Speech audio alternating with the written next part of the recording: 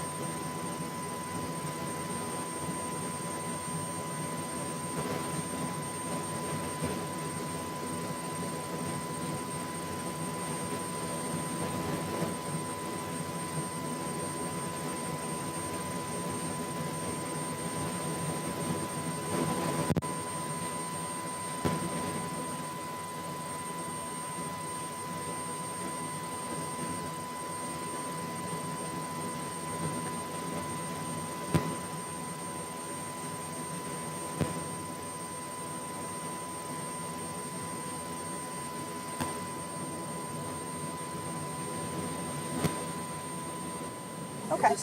There's just a drop off on it. Then that's what it is. There's two. Watch out for that. Yeah, that one is there.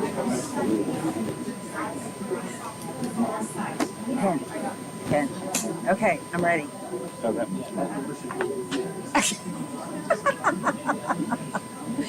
Be that way. you don't have your front one. It looks like it's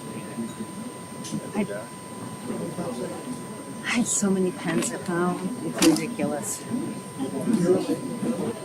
What do I have? Pen-wise, I have ISD Energy Co-op pen. I have a Smart Seal pen. Okay, you'll have to excuse us, but our microphones aren't working, so we're going to talk loud so you can hear us. We're not going to yell, we want to make sure everyone can hear. The time is now 6 p.m. We will now reconvene into open session by beginning with an invocation led by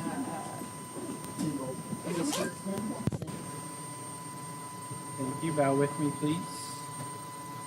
Lord, you said that where two or more are gathered, that you'll be here among us, and we invite you to do that to be here with us today. Open our hearts to hear the truth. There's a man who spoke only that you carried by the dark places off Mount covering what some people long you did. He told the truth to bigger and bigger crowds, and his following continued to grow along with his influence despite his young age and his young 30s. He told the truth even though the establishment leaders mocked him. He told the truth even though it ultimately cost him his life. Still, death did not silence him. Of course, I'm speaking of Jesus Christ, our Savior himself, and his suffering was for us. It's interesting parallels we find in Charlie Kirk, who also tragically lost his life this last week, a truth teller himself. Comfort his family just now, please. May we be so bold as to share the good news of the gospel in our everyday lives. Please give us the courage to do that.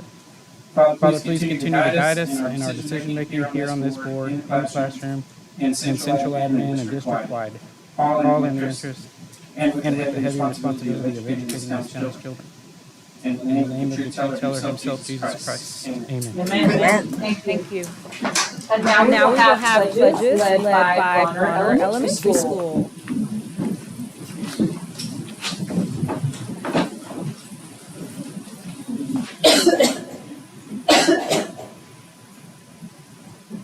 Good evening, everyone. We are your CJ ambassadors from Brawner Elementary. I'm Claire Harden, I'm Neil Lopez, and I'm John Vincent. And we're going to recite the pledges for y'all tonight. At this time, please stand. I pledge allegiance to the flag of the United States of America and to the republic for which it stands, one nation, under God, indivisible, with liberty and justice for all. And now for our Texas pledge. Honor the Texas flag. I pledge allegiance to thee, Texas, one state under God, one indivisible. Thank you.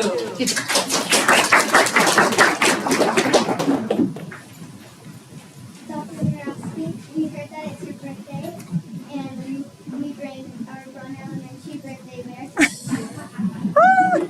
I love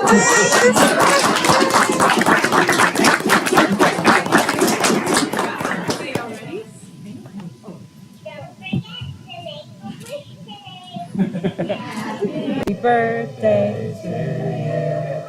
Happy birthday to you. Happy birthday, Dr. Borowski. Happy birthday to you.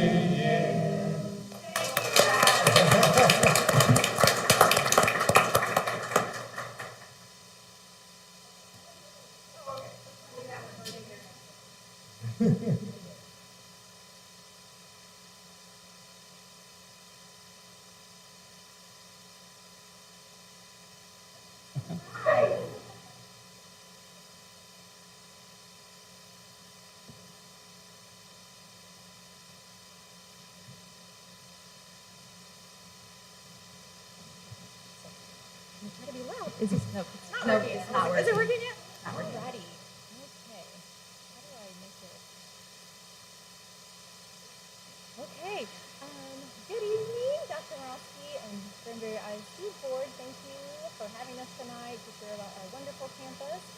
also want to tell you all thank you for coming on Wednesday. It was such a joy to be able to show you our campus and to lead you around. So tonight we're going to share a little bit more with you. I am Sandy Ruiz, the principal, and we have Julie Feller, she's an assistant principal, and we have Nubia Velasquez, another assistant principal. On the first screen, you will see we have our motto for this year, and it's together we can, together we will. We're moving onward and upward. Okay. This screen, I want to share our academic achievements with you. We are super excited that in the last 3 years, we are moving up and showing growth. Not exactly where we want to be just yet, but we are making gains. As you can see in our student achievement, we've moved up 1 point every year. In closing the gap, we've made significant gains since 22-23. We have gotten 3 distinctions that we're super proud of in the last 2 years. Last year, actually the year before last was our first one that we had ever received, so we were super proud of that. 23-24, we were an 80, a B campus, and so we teeter right there along that B, and that is always our goal, is to be a B campus. Last year, 24-25, we were a 79, which put us at a C, but I feel like we're making really good gains, as you can see here. So that is our academic achievement. The next one, this is a little bit about Brawner at a glance. Our total enrollment right now is 733. Our capacity at Brawner is 750. So we're pretty good right there. There's our total staff members. Economically disadvantaged, we're right at 67%. And I believe this was from last year, and I have looked this recently, and we're right at 70% for this year. One thing I want to point out, we are the dual language campus, or one of the dual language campus, and maybe we'll talk about that in just a second. So 28% of our kiddos, which is a third of our campus,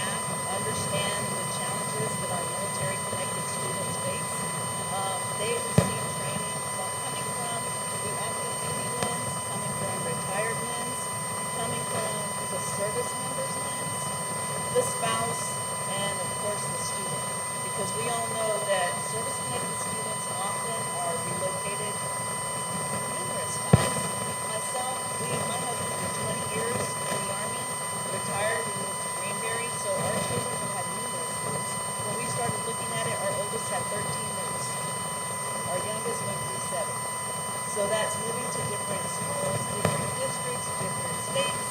So we wanted to make sure that our staff understood the types of things that our students are dealing with.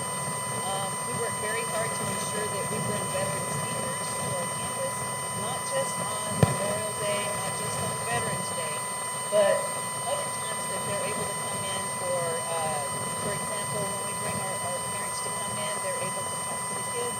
So we want to give them those opportunities so kids can see them out in a different lens. And that's what we're working towards this coming year.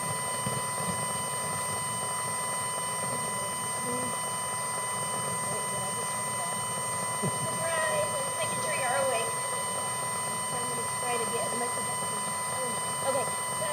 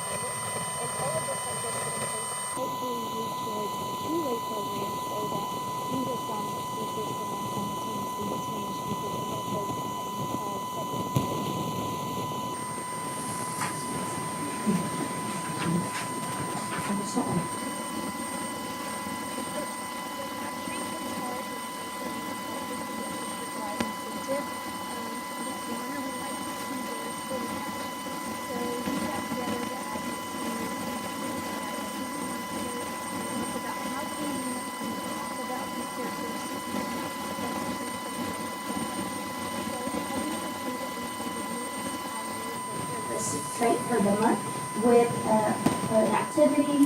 So for example, for Courage, we did water for the local firefighters. We did Second Chance Farms. We did for Empathy, the Bear Foundation, and then we also collected soft donations for kindness for the Couch Sippers program.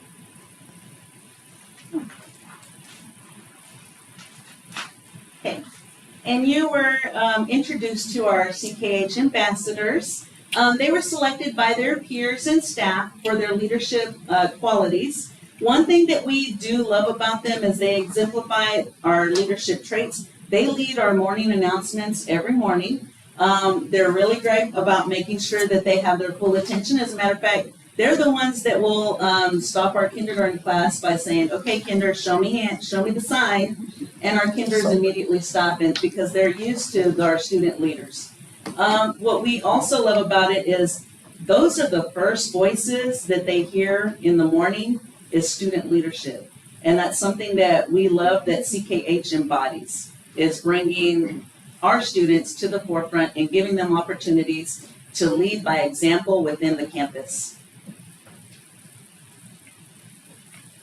Alrighty, and again, thank you all for your support. And again, we loved having you guys Wednesday. Our kids were so excited to see you in their classrooms and walking the hallways. And just always thank you for your support for everything that you've done for us. Do you have any questions for us?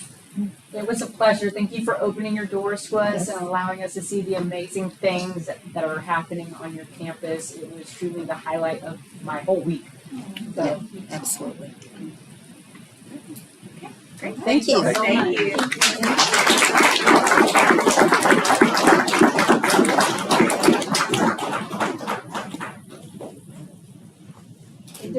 If there's any family members in the audience for our student ambassadors, could you also please stand and be recognized? Yes.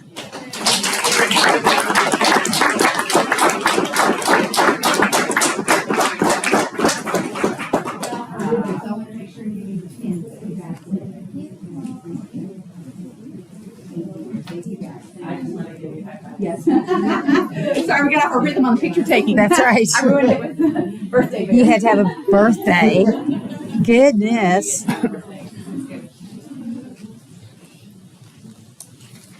Okay, next up we have our community donations presented by Ms. Barbara Townsend. I have the wonderful opportunity to talk about the donations our community has given to Granbury ISD just in the last month. Donation from Granbury Optimist Club to Emma Robertson Campus Activities Fund for the purchase of car tags for the drop-off and pickup lines, $1,500. Donation from MDM Landscaping to Acton Elementary in the form of new landscaping and tree trimming, $12,000. Donation from an anonymous donor to the GMS Campus Activity Account to purchase PE T-shirts, $1,000. Donations from Lauren Brown to the GMS Campus Activity Account to purchase PE T-shirts, $200. Donation from Pirate Crew, Billy Martin, to the GMS Campus Activity Account to fund Saturday school lunches of $500. Donation from Wendy's, Leticia Rodriguez, to the GMS Campus Activity Fund account in the form of Frosties for the staff meeting, $279.72. Donation from AMS PTO to AMS Campus Activity Fund in the form of microwaves for lunch period, $550. Donation from Granbury Optimist Club to the GHS Junior Optimist Club Student Activity Account for the purchase of Uncrustables for the athletes, $400. Donation from Ducks Unlimited, Bob Locke, to the GHS Ag Mechanics Campus Activity Fund for auction proceeds from the sale of a swing, $750. Donation from Lakeside Baptist Grace Class to the GHS Robotics Student Activity Account in support of the program, $200. Donation from ProCAD Plus to the GHS Robotics Student Activity Account to supplement competition fees, $1,000. Donation from Will Steed Homes, Will Steed, to the GISD CTE Department Campus Activity Account to purchase additional tools, $500. Donation from Constellation Energy to the Special Programs Department Campus Activity Account to purchase additional equipment for the occupational therapy team, $1,500. The total donations for this month from our wonderfully generous community, $20,379.72.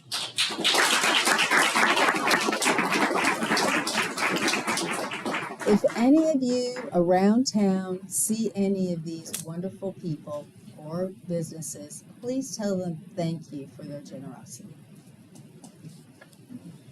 Thank you, Ms. Townsend. And now moving on to the Schottenkirk Senior of the Month, presented by Brian Thompson with Schottenkirk Motors. Or Lucy? Schottenkirk, Brian has the flu today, so he's Thank you for not coming. But it is my privilege here to present Karen Joe for the Schottenkirk of the month. I do have a little thing I want to read about it. Also, I don't know if you heard her. She was so excited about the Uncrustable. She's one of the consumers. So she was very excited. Yes. So this Caroline is our first Schottenkirk Senior of the Month. She's an exceptional student leader whose character and dedication to service stand out. She's a 3-year member of the Junior Optimist Club. She's also serving in SLC, Student Leadership Council, National Honor Society, and her church's worship team. Caroline excels across academics, athletics, and the arts. She's varsity choir member. One thing she does when we go to Waterview is sing to the residents at memory care. Oh, nice. She's a track runner, athletic trainer, and volleyball player. The past summer, she balanced lifeguarding, modeling, and helping with her aunt's business, showing strong work ethic and adaptability. Caroline plans to pursue nursing. She's not sure yet where she is going, maybe Texas A&M or Baylor. She truly represents the best of Granbury High School and is deserving of Schottenkirk Senior of the Month.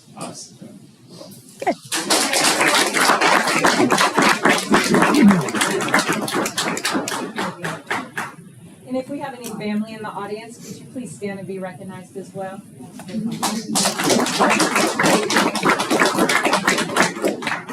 A picture from mom.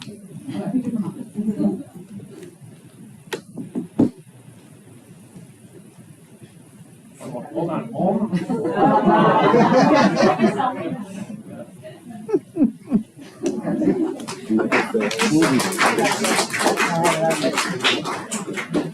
He's seen in his selfies. Okay, next for our Student Achievement Spotlight, we have Paula Lumbreras, one of the top 300 junior innovators nationwide. Yes. And Ms. Priscilla Lumbreras will be presenting. Good evening, Dr. Moravsky, School Board, thank you for having us. And we're here with Paola. She was chosen as one of the 300 top junior innovators. She's like, we've never had anybody in the history of Granbury ISD ever actually getting this honor. She's the only student to be chosen from the Fort Worth region. And in order to be able to apply for this job, for this honor, she had to be one of the top 10% in all science fairs of the nation. And she earned that spot by being the grand champion at the Fort Worth Regional Science and Engineering Fair, which is a great accomplishment, considering that she did this entirely on her weekends, after school. So this was because she wanted to do it. It was not, because she had to. I'm gonna have her tell you a little bit about her research, because Please. she knows more about it than I do. Good evening, my name is Paula. Again, I'm just going to tell you a little about my research. So for the past 2 years, I have worked with zebrafish and their embryos. I focused mainly on fetal development and the effects that vaping has had on it. So my very first year, I did just essentially a research-based project where I looked at the effects that vaping did have on fetal development. So, of course, as expected, I did see that it was very damaging. In this previous year, I actually looked for a way to help alleviate those effects. So, using spinach and vitamin C, I did actually find a way to alleviate the effects. This project has taken me very far, and I'm very honored to be here today. And I've been the grand champion actually 2 years in a row, which is a very big honor. And I do hope to continue my research, and I hope to see you guys here again. It's amazing.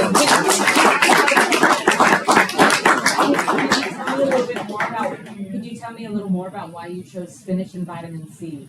So, there is it's actually called an antioxidant, Right. because the cellular, base of all this is oxidative stress.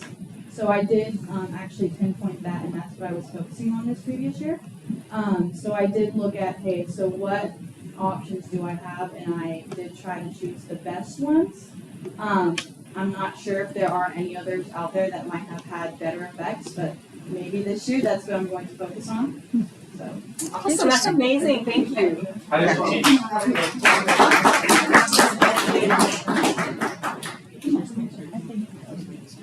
Oh, did you have another question? Sorry, Tim. No, it's just fine. I was gonna say, how do you teach those zebrafish to use a bait?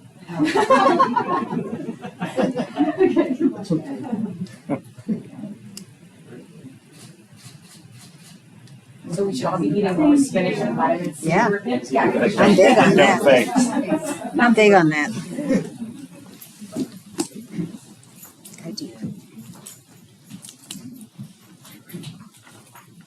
And if we have any family in the audience, would y'all please stand and be recognized?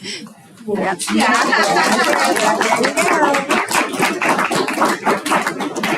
She's got to get the band rehearsal. Yeah. Go for it. All right, moving on to the superintendent's report. Dr. Morosky. Yes, we've got a few announcements. Number one, I always like to update you on our enrollment. As of last week, we were at 7,899 students. That is right where we've been for the last year and a half. We've got coffee with the CFO coming up tomorrow. If you would like to talk to him at 9 o'clock, he's going to really go over the first report and some of the things that are embedded into that process. We also want to say thank you for homecoming week and the people that were a part of that. Number one, Lisa Oliver did a good job organizing that along with many others in the school as well. But afterwards, we had our SLC, our Student Leadership Council, I think is what we call them. And then our junior optimists go and partner with the city to do the Great Granbury cleanup. And so they cleaned up all the stuff, and we're so grateful for those two groups for doing that. And we're also grateful for the Flyboys from Pecan Plantation. If you were there, you saw the flyover with those 4 planes. Amazing. So grateful for that. It was perfectly executed and an unforgettable moment at the homecoming. Also, an update on our Student View transportation system. We have rolled that out with students, and they're doing a fantastic job. I watched them scan in and off the bus the other day, and so they're working on that. So parents, be on the lookout soon. Once we get this rollout started, you'll get a unique number to log in, and you can have an app that will update you when your student logs in on the bus, logs off, and you'll have those updates from the bus. Also, if it's running late, or you'll know where the bus is. So that's a really great thing. We also have our advisory groups that are going to begin soon. We have the parent group starting. As a reminder, we're going to have a parent, a community, a student, and a staff advisory group. Over 130 people applied to be on those groups, so we're really excited to get those started. And I'll report back kind of the results of those as they happen. And then last one, we have implementing a lot of legislation right now, and so one of the biggest pieces that we're working on understanding and implementing is Senate Bill 12. Has many parts to it, and so you've heard some of the parts, like parents being first at public comments as a portion of that. There's other portions that are getting consent for all kinds of different services. So bear with us as we get information from the state, TEA, and roll out some of these things, but you'll start to notice that it is coming in chunks. And in fact, next month, I believe we'll have a big packet of legal updates, legal policy updates coming for you guys to look at. And that will be one of them in there. So lots of things to think about with new legislation. And like I said, we are getting it done in chunks, and you'll see that coming through, especially parents. And that is it for my superintendent report. I keep talking to this, but I never turned it on. Well, Because it didn't work. Yeah, okay, all right. All right, thank you, Dr. Morosky. Next up, we have public comments. Before we go into that, I do want to clarify one thing that I've heard from the community and I've gotten lots of questions about. Any person who's running for an elected position, if they're a candidate, they can announce that they are a candidate for a position. It's just part of identifying themselves. So when you hear that in public comments, that's perfectly fine and acceptable to identify yourself as a candidate for a certain position.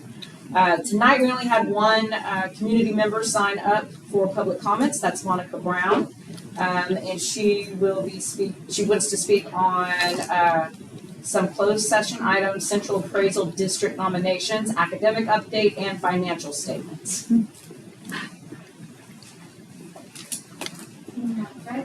No, that they're not working. I mean, they'll still hear, they can still hear you online. These just aren't working in here. The mic's at the speaker now.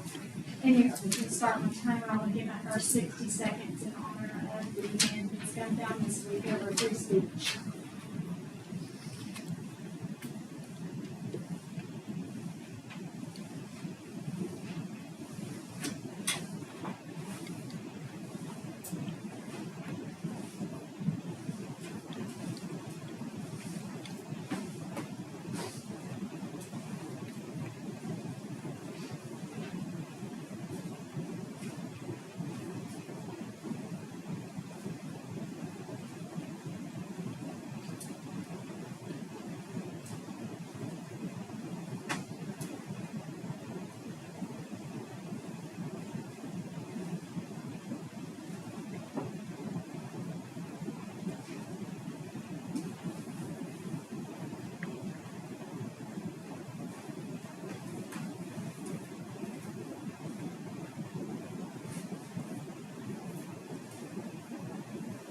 Thank you so much, and thank you, Trustee Bolton, for your prayer tonight. I will appreciate that.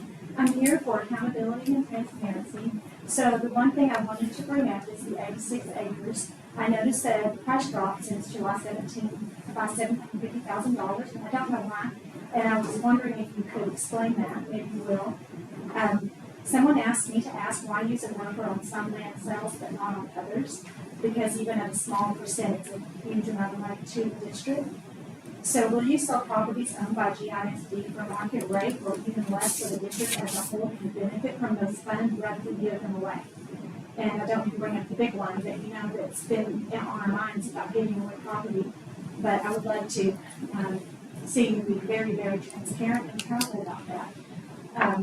Also, on donations received, that was fantastic. Last time I heard the lady from Active Elementary, Reynolds, I believe is her name, mention that $12,000 landscape. So I'm saying, if she can do that, if that school can do that, what else could the community do to help the schools without doing a bond to upgrade and fix and things like that, landscaping, tree trimming, and all that? And then appraisal appointments, you'll be appointing people to Johnson County and also to Parker County and to Hood County appraisal districts. And I just pray that you'll take it very seriously and not hire, but suggest people who are very strong and fiscally conservative, because we've had major issues with appraisal district here in Granbury, and I'd love to see forensic audits, just accountability, and maybe just clarity on who it is you're putting in those positions, because it doesn't look good. Also, Blue Bonnet Math is a great move in the right direction to improve math scores. I'm so grateful for that. I would like to understand when you would use the Blue Bonnet ELA as well over review. Is there any intention? And then I was curious about the money that was saved on the insurance policy, and also the $16.1 million that was returned to us. What are you going to do with that? I'd love to know. Please tell us. Thank you. Thank you, Ms. Brown. And just to clarify, we can't answer questions during public comment, but when we get to that item, if there's something we can elaborate on, we definitely try to be intentional about that. Okay, next up we have consider action on items discussed in closed session. First one is to approve staff recommendations. Do I have a motion? Madam President, I move that we accept the staff recommendations presented to us in closed session. Do I have a second? I'll second. Do I have any further discussion? Okay, hearing none, all in favor, raise your hand. Let the record show that is 6 in favor and 1 being absent, Mrs. Lowry. Okay, next item up for items discussed in closed session was the possible action, including adoption of a resolution to approve the sale of real property, surface only, described as 86 acres, more or less, of unimproved property in Hood County, described Lot 1R1, Block 2, Acton Middle School Addition, located at 1301 James Road, Granbury, Texas, 76049. Do I have a motion? I have a motion by Mr. Bolton. Do I have a second? I'll second. And what is your motion to approve? Like, you didn't say what your motion was. Yeah, so I was gonna let you get a second on that. It's long-winded and I'm sorry for that, but it's. Well, I need to know what your motion is first before I can take the second. Yeah, okay, so, yeah, fair enough. Motion to approve the resolution. All right, I'm sorry. Okay, and then a second by Mr. Moore. But I'll Okay. give you do you want the resolution yet? Not yet? Okay. So I have a motion to approve the resolution by Mr. Bolton, a second by Mr. Moore. Any further discussion? Okay, hearing none. Mr. Bolton, the floor is yours. Okay. Take your seats. Be it resolved, on February 20th of 2023, the Board of Trustees determined that the real property consisting of 86 acres, more or less, of unimproved property in Hood County, described as Lot 1R1, Block 2, Acton Middle School Addition, located at 1301 James Road in Granbury, Texas, 76049, as the property, is surplus and not necessary to meet the current and foreseeable needs of the district for educational purposes. Second, be it resolved that the board authorized administration to advertise the property for sale by sealed bids pursuant to section 272.001 of Texas Local Government Code. Be it resolved that the district received a sealed bid, a single sealed bid, from Lata Development LLC, a Texas limited liability company, hereinafter referred to as the buyer. Be it resolved that the Board of Trustees accepts and approves the bid received from that buyer. Be it resolved that the board authorizes the superintendent to negotiate and execute the contract, amendments to that contract, and other documents necessary to effect the conveyance of the property, with the exception of the deed. Be it resolved that the board authorizes the board president, if the terms of the contract are satisfied, to ultimately execute that deed. Be it resolved that the school district administration is hereby authorized to take any and all appropriate action to accomplish and effectuate the purposes of this resolution. Thank you. Okay, all in favor, raise your hand. All right, let the record show that is 6 in favor and Ms. Lowry is absent. Okay, moving on to the consent agenda items. Do I have any items that anyone needs to pull? Okay, hearing none, do I have a motion to approve the consent agenda items? Madam President, I move that we approve the consent agenda items as recommended by the administration. Okay, do I have a second to I'll approve? second. And I have a second by Ms. Townsend. Any further discussion? Okay, hearing none, all in favor, raise your hand.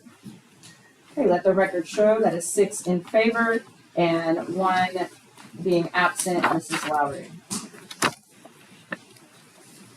Okay, next on our agenda is to discuss or take action on the campus improvement plans. I guess we just approve them. We don't really take action on these, but Ms. Tammy Clark.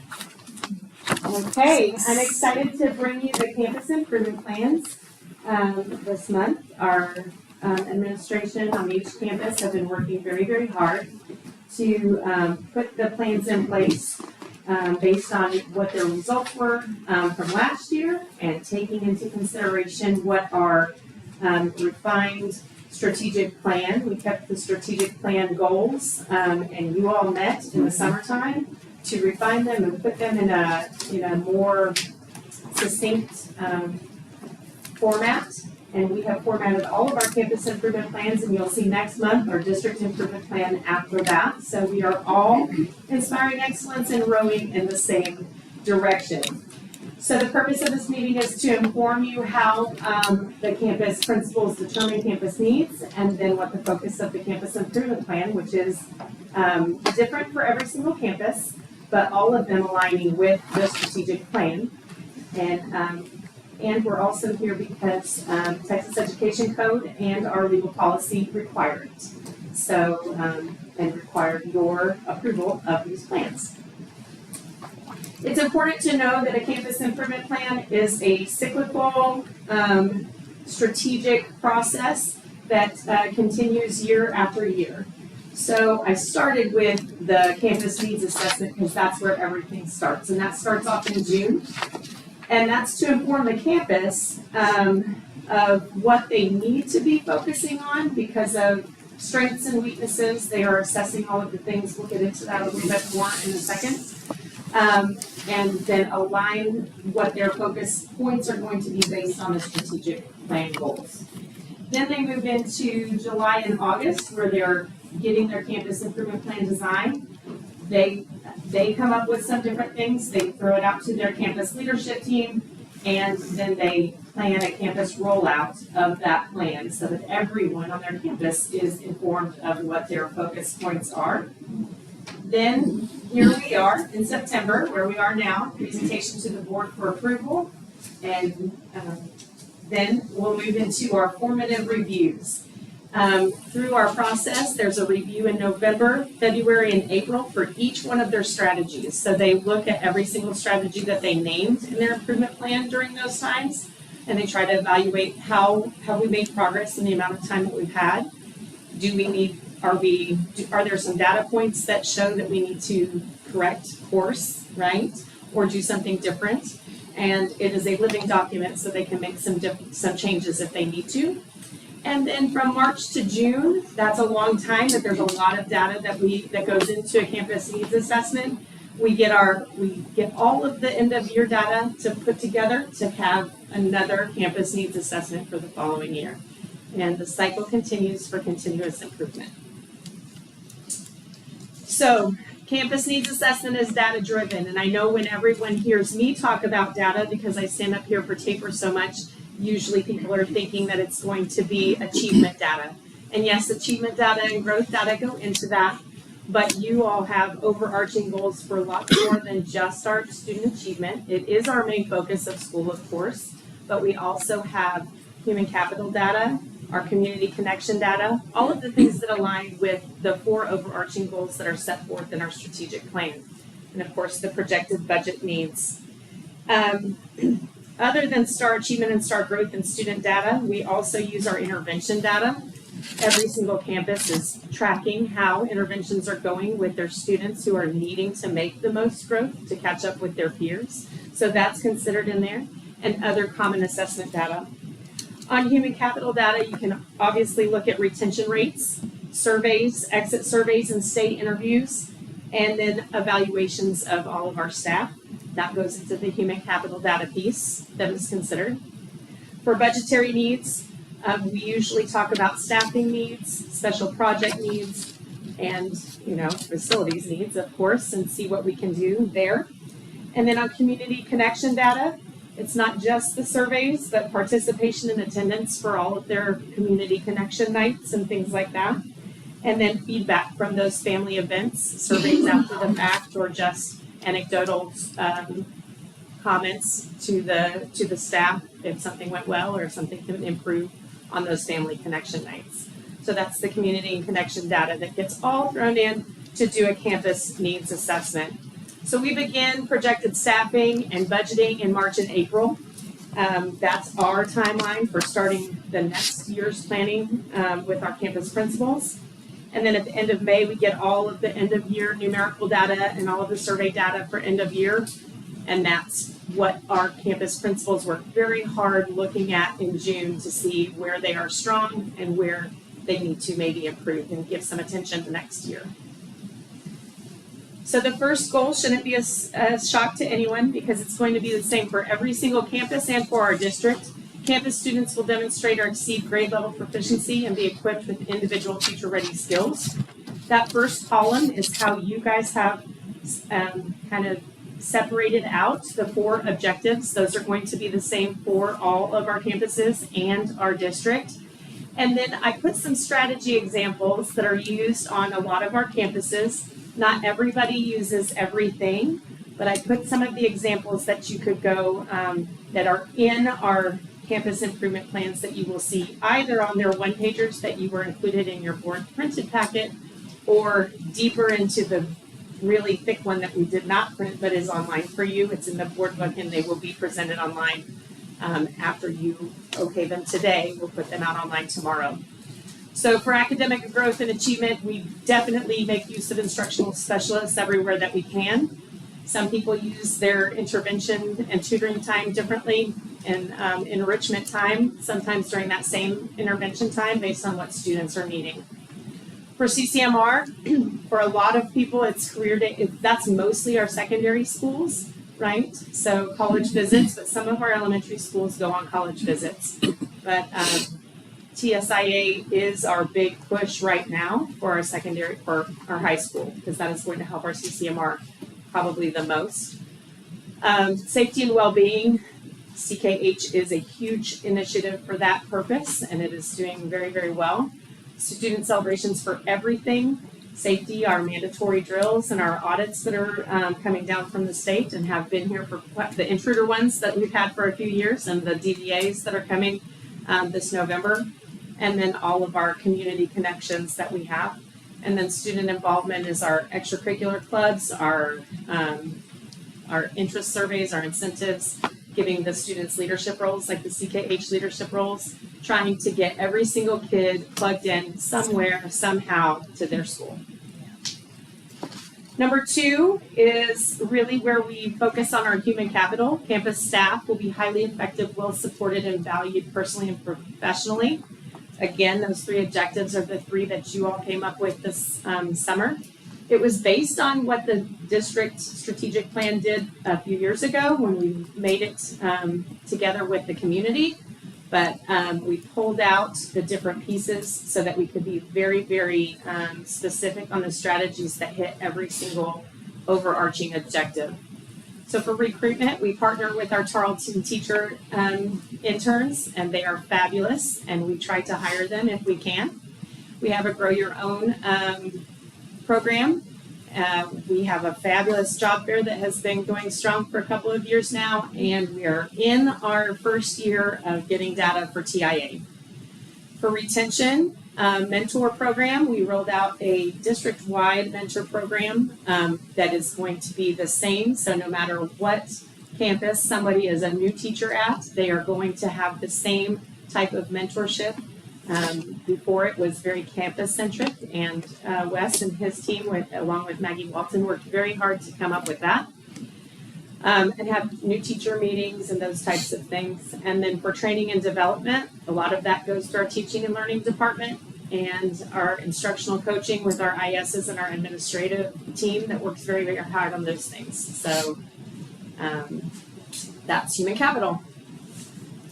Granbury culture is our 3rd overarching goal. Campus students, staff, families, and communities will be connected, supported, respected, and value the educational experience.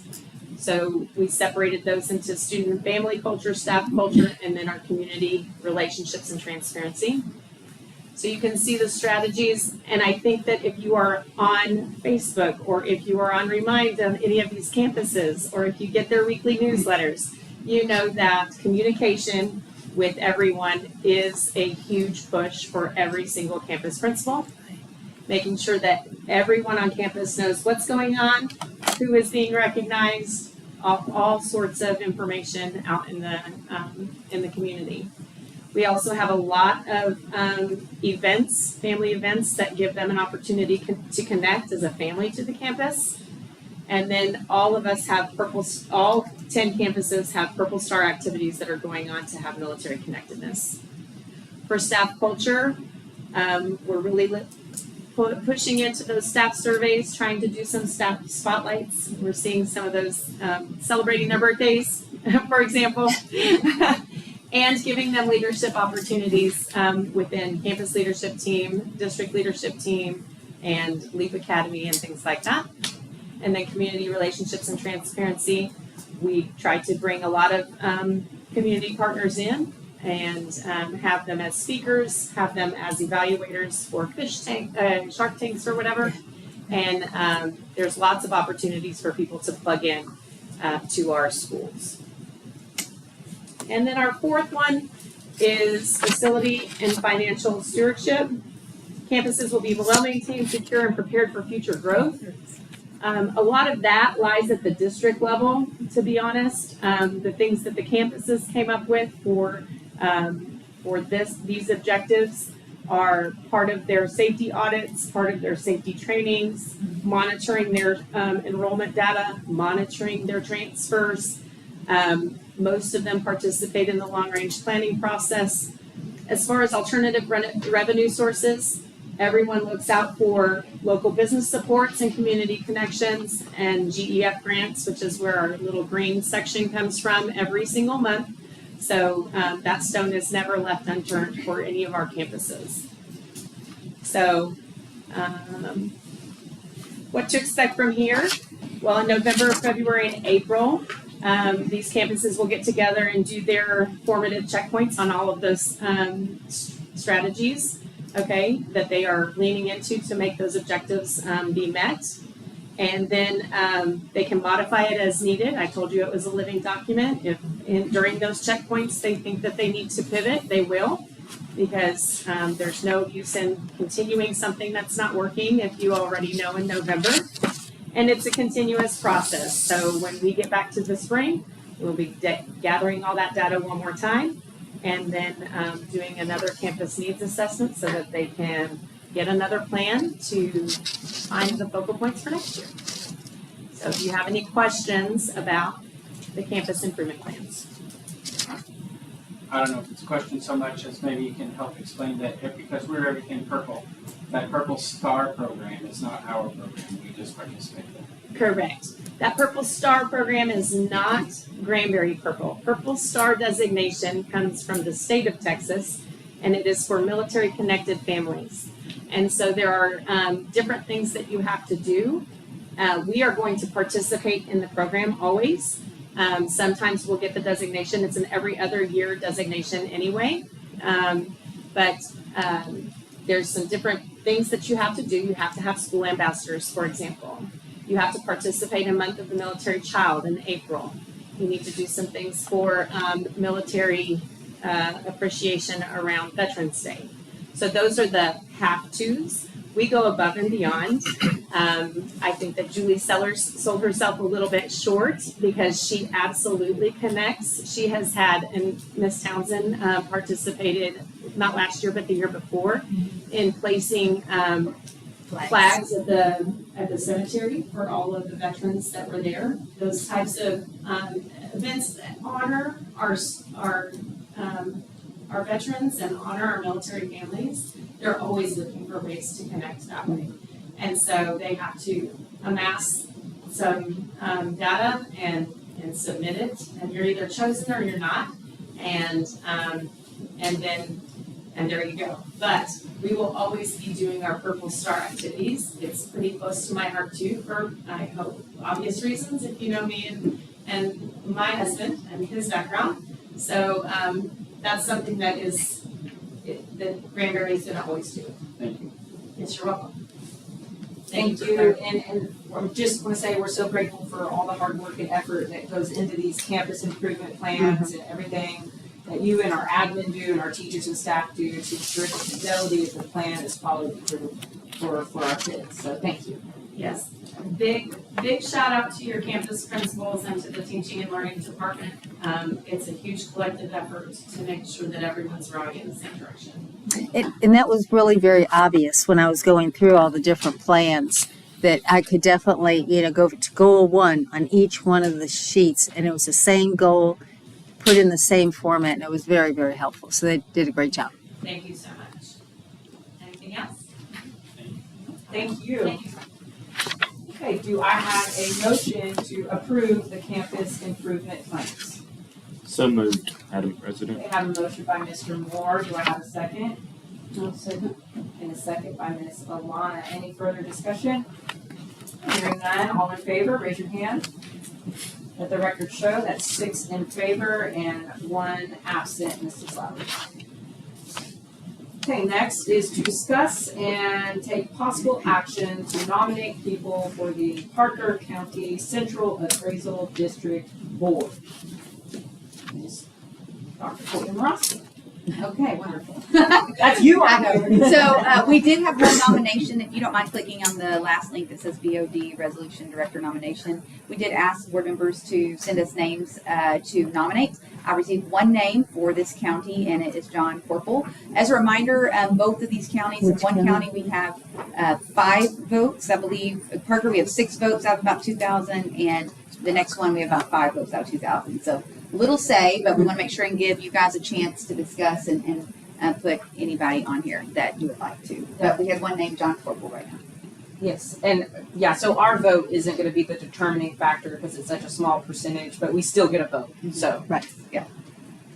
Okay, do I have a motion to approve John Corporal for the Parker County Central Appraisal District Board? How many votes do we have? This one is 6 votes out of 2,000. And actually, we're nominating at this point, and then we will vote later. Like the actual vote comes later. Yeah, to approve the nomination of. We're voting to nominate. To nominate. Yes. Oh. Okay. Okay, so I have a motion by Mr. Bolton to approve the nomination of John Corporal to the Parker County Central Appraisal District Board. Do I have a second? I'll second.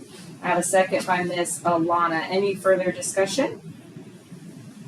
So then this will go in, and then later we will get a list of the candidates and actual vote. Yes. Okay. It's no. Okay. Big influence of 6 out of 2,000. You betcha. Yeah. Yeah. 1/3. We're hurting those guys. All right, any further questions or discussion? Okay, hearing none, all in favor, raise your hand. Sure. Okay, let the record show that is 6 in favor and 1 absent, Mrs. Lowry. Okay, next item is to discuss and take possible action to nominate people for the Johnson County Central Appraisal Board. Dr. Courtney Morales. Yes, so we did not have any board members turn in a nomination for a name yet on this item, so we can take a name here and discuss. Does anybody want to nominate someone from the floor? Okay, hearing none, then we would take no action on this item. Correct. Okay, moving on to the reports. First up is our strategic plan priority to human capital, Mr. Wes Jones. Just move it out of the way. Did you do Johnson County? We didn't. Yes. No action. Thank you, Madam President and the board.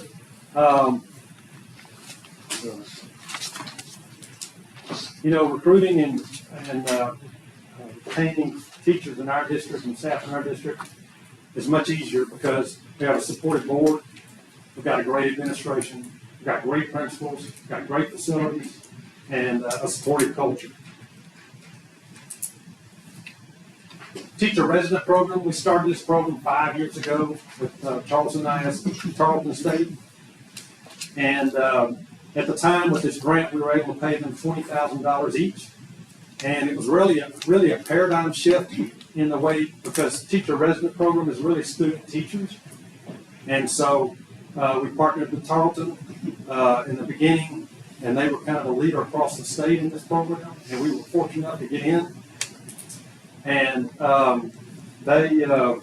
these teachers, unlike student teachers, they observe for about a month, and then they teach for about 12 weeks. Well, in the teacher resident program, they teach from the first day to the last day, which is a huge change, and prepares these teachers so much better.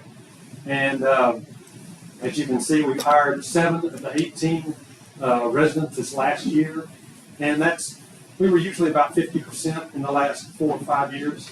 But they're all great teachers, and the ones we wanted more, but they usually go back to their home district is where they want to go.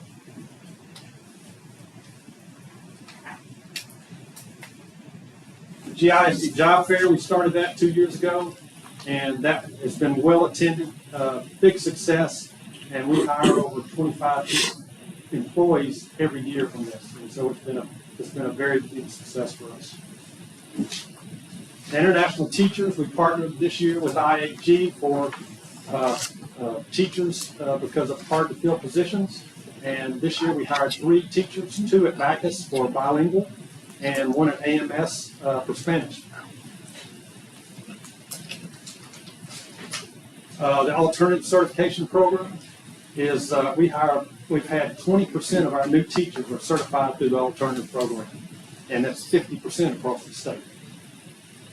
District of Innovation, we are able to hire employees with real-world experience. As you know, in our CTE department, we had 2 teachers, regional teachers of the year. So that just speaks to the program. Ryan Payne and Michael Hoche.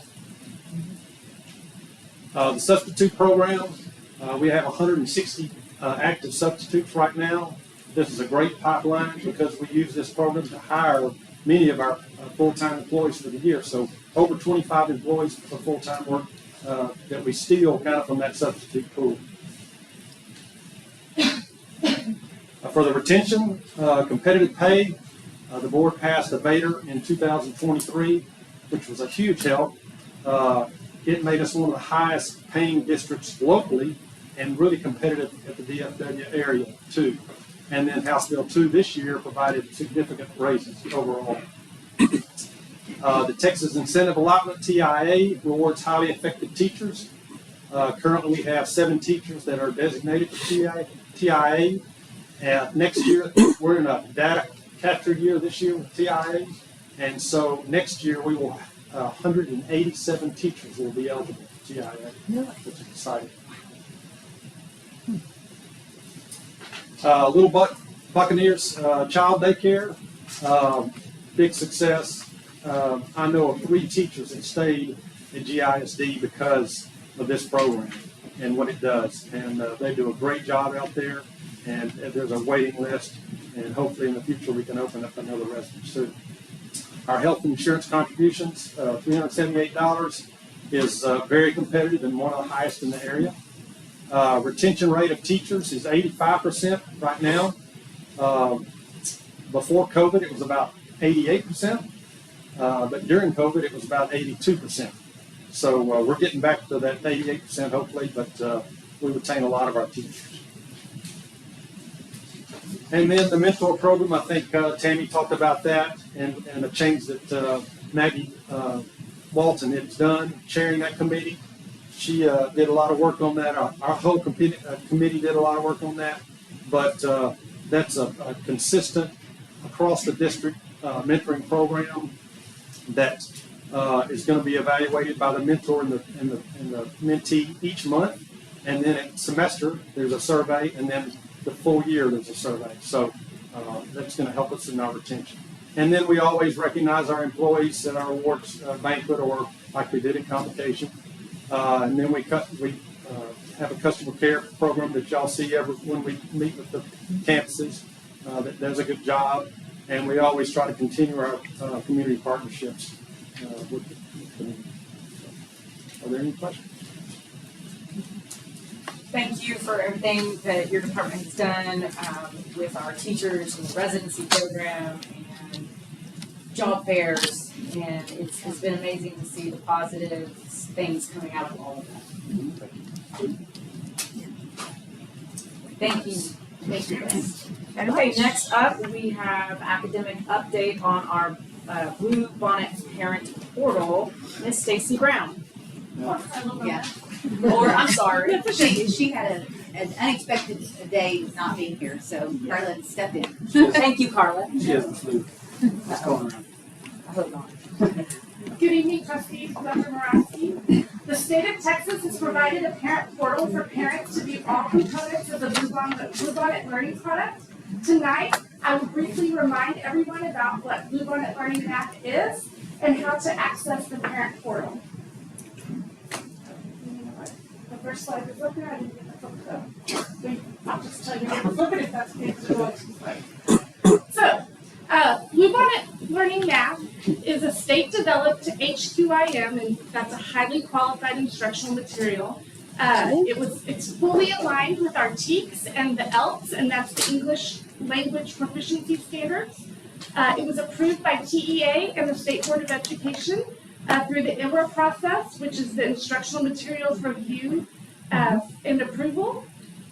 It is a Tier 1 material, which means it's used for all students for kindergarten through 5th math, in secondary mathematics, grades 6 through 8, and algebra 1. It's research-based, it's built on solid foundations, rigorous, and enhanced with Texas-specific improvements. It builds on deep conceptual understanding rather than just rote memorization, and you guys, a lot of you got to see that in action at Brawner this week, so that was really pretty cool. The next slide, this information that's on this slide that you see will be going out tomorrow to all parents in the morning, and it'll be sent out by our communications director, Ryan Cox. Once they get this email, they can click on the link or the QR code and go into the materials section, select the grade level, and they can see all sorts of things, the teacher's edition student workbooks, the scope and sequence guides, slide presentations, and lots of videos. I know parents, as a parent, I always wanted to see something to have an example so I could help my students, so there's those videos there that will be very helpful. The Teaching and Learning Department has also offered to come to campus parent meetings, so principals know that if they have an upcoming parent meeting or program and they want our department to come and speak to their parents to learn how to dive deeper into that portal, that we are available to do that. So that is the parent portal information. Do y'all have any questions? I just want to say one thing is this is going to be on our website as well. Is there access on our website to this? We want to make sure that parents partner with us on this new journey. We know that learning this new way of thinking about math may be a little challenging at home, and so we want to make sure and stand in front of you guys if you hear anything and be able to direct parents to a place to get help. So we appreciate you presenting that information to help our parents. Thank you. Yeah, so thank you for making yourselves available to the campuses in any meetings that they might have. It's very much appreciated. Absolutely. Yes, sir. Also, it's a new way of doing math. It's not new math. 2 and 2 is still 4. That's right. Yeah. All right, thank you. And then also there was a question earlier about maybe we're on the math program now, and is ELA coming? Okay, that's a good question. So earlier you approved the MOU for the planning for the RLA with the grant for the Strong Foundations. We are going to be looking, we're going through the research-based instructional strategies for RLA. That's a huge component of that grant. And then we'll also be looking at all of the highly qualified instructional material, HQIMs, that have been approved by the state in the RLA area. And we'll pull in teachers, we'll go through those, we'll have whatever the teachers and our committee selects, we'll have out to the community and parents to be able to look at and see. So we'll be going through that whole process. I can't tell you necessarily if we're going to pick Bluebonnet RLA, but that's one of the choices. Right, the whole process is what I wanted to get at too. So I know that if you want to tell us that it's a heavy lift, and doing all of that all at once would kill everyone. Yes. Oh, absolutely. We've already had lots of teachers thank us for not adopting 2 things this year. So. All right, thank you. Thank you. Thank you. Okay, moving on. The next item is our procurement calendar update. Mr. Emmett Whitefield. Thank you, Madam President. Board in front of you do have our procurement calendar. This is a new process we're going to bring to you at our monthly board meeting, just to kind of keep you updated. And I want to stop you right there. I want to make sure to note what he's about to present to you is a follow-up from a directive from the board in February. So he's going to, I want to make sure and close this loop that you guys asked us to go out for a bid for an auditor, and he's gonna explain that process. But I want to make sure our community knows and the board knows that this is a direct response to the request. We won't always bring forth all of our RFQs, but this is an important one that we want to make sure that you had closure to that request back in February. So now, take over, sir. Yeah, you won't receive every RFQ or RFP we give to you. We will bring you a calendar to show you the ones that we have out there. It just won't be as in-depth as this one, because you did have the summary of the RFQ that was included in your package. This is going to help keep you informed of our process, our calendar, what we're doing, and kind of the timelines. This RFQ did go out. It went out through IonWave. There were 146 vendors that it went out to. Only 19 of those are qualified. But it went out to everybody in IonWave. We did go through and pull the TEA listing of CPA firms that are qualified to do audits for school districts. And we pulled the ones from Region 11, and we did see about those. Those would include like the Whitney Vans, the Hankins E-Stubbs, the Snow Garrett, the Tilla Browns, and the Weaver and Tidwell. So we sent those out. So 19 qualified CPA firms received this bid and have an opportunity to bid on it. There were some things that we added to the RFQ that are specific to our district. And you had a chance to look at those under timelines and deliverables. And that's what we talked about in those sessions around February. We wanted our interim field audit to be in June, and then we wanted our final field audit to be in October, because we want to have at least our draft audit a couple weeks before the December board meeting, so we can go through that with the audit committee, which consists of at least 3 board members. And then we would have the chance to go through our journal entries to be sure that we agreed with all of those and they could explain them to us as well. And then we want to be able to have that final audit presented to you at the December board meeting, and so it would be ready to submit to TEA on a timeline that would be in the timeline with our first report. And that is a report on your procurement. If you have any questions, we can answer those for you. Thank you, Mr. Whitefield. I appreciate the transparency and the clarity and information. And I do want to share, if you can pull up the website where our community can go to look at these items. We want to make sure that you know these are on our website. If you go to granburyisd.org, departments, it's on the screen, finance business. When you click on that, to the right-hand side, you'll see lots of options. We're going to go into the purchasing vendor link, which is right there. And then as you scroll down, you'll see that there's several things, but the one that we're going to click on right now is current bid opportunities. It takes you to our online portal for vendors. We can't click all the way through it because I'm not a vendor right now, but you can see that right now our audit services is on here, and vendors may click on that and get all their information. Also, there's a donut store bid, so if you're interested in bidding on that, you can have it. Vendors do register for this site, and he talked about sending out notices. That's what happens when we create some kind of request in here. It sends out a notification to all of the vendors associated with this, and if they're interested, they get a chance to do that. And then also soliciting was another opportunity that was taken advantage of for other members. So just want to make sure our community knew where those were found on our website. Thank you, Dr. Morosky. Any questions? Okay, moving on. Next item up is our financial statements for period ending on August 31st, 2025. Mr. Emmett Whitefield. Thank you, Madam President. Board President, you do have the financials for August 31st. This is transaction between September 1st, 2024 and August 31st, 2025. The revenue collected to date equals 98.71% of the budgeted amount, as compared to 98.29% in the 23-24 school year. The expenditures to date represent 95.94% of the budget, as compared to 94.45% in the 23-24 year. This will change a bit when the audit comes in. There are some accrual entries that still need to be made, and we're working through those, doing our part, and then when the auditors get here, they will have some accruals that they do as well. But we have it pretty much shored up. If you look at the bottom line there under actuals, you'll see that we're showing a $16.3 million, almost $16.4 million profit. We know that has to do with the $16.8 million that we received from the state that we believe is in error. But we do have it in investment accounts, and it'll be in the next report. You'll be able to see where we have those investments split up. If you look at that, we did amend the budget early on in the year to do buses and HVACs, and we did amend that at $2.2 million. So you can see that we're only going to recognize about $500,000 of that loss, and that's due to coming in under budget on some certain things. And then, we get to a place where we are very conservative in the way we spend towards the end of the year, and that has an effect on that too. And when we come to you next month, we'll be bringing those same monies to you again to do more buses and more HVAC projects if possible, and if that's your will, and then we'll bring those to you next in October, and we'll have those. Thank you. And we've been talking about that 16 million for quite a few board meetings now.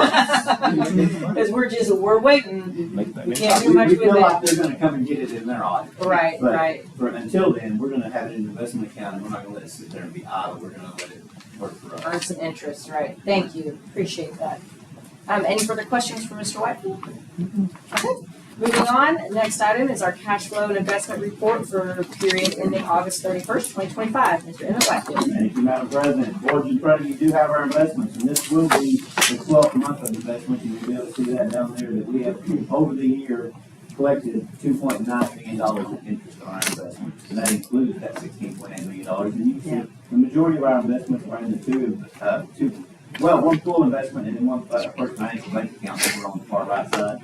That is where the majority of our money is at this point. In October, we will bring our investment policy to you for approval, and everybody that we can invest with. There will be a new one on that, and I looked at his interest rate just today was 4.49, which ranks right up there with the two that we are in right now. So when I bring that to you, that will give us the opportunity to invest with him as well. But we can't do it without your approval. So in October, we will bring the investment policy. Last year in August, we had $2.7 million in interest. You can see we're at 2.9 this year, so we did do a little bit better this year in investments. We should get somebody to give us $16 million every year. I agree. Just to use it. If they just let me hold it. Yeah, just let me hold it. That's all I want. I just want to hold it. All right, thank you. Any questions or comments? for Making Mr. Whitefield? $50,000 a month. All right, hearing none, and with no further business, this meeting is, do you have a question? Yes, thank you. Okay, with no further business, the time is now 7:12 p.m. This meeting is adjourned. Good job.